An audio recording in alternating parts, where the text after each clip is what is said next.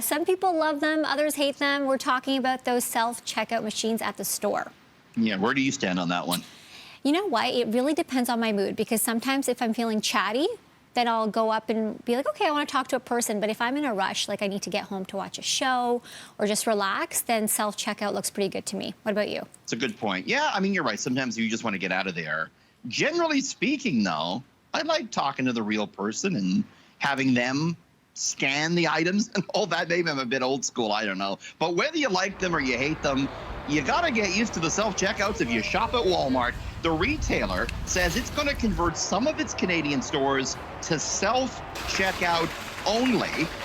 We don't know if there's going to be any in Ontario. They haven't told us. We know one in BC is going to be converted to self-checkout as a pilot project this summer. We have a statement in from Walmart Canada. It reads in part, quote, one of the new initiatives we will be testing is offering 100% self-checkout by removing the traditional belted checkout areas. Our customers have embraced self-checkouts as they've rolled out across the country over the past few years. There will be no job losses as a result of this change. Obviously, an important point there, because your attention usually turns to that. Hey, is this costing a cashier their job? Walmart contends not. But you know, Maliha, consumer advocates have long pointed towards issues with self-checkouts, including that they only take debit or credit, not cash, and that it's very difficult, if not impossible, for those who are blind or visually impaired to use these things. So we'll have to see how this progresses as Walmart tests this out.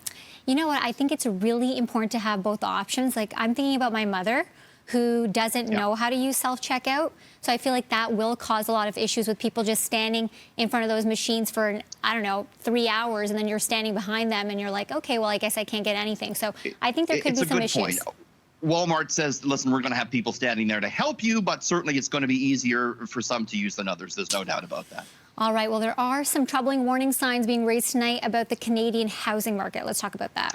Yeah, I mean, obviously, we got a housing market that is hot as a pistol here, and a new analysis from Bloomberg Economics says New Zealand, Canada, and Sweden are the three frothiest housing markets in the world.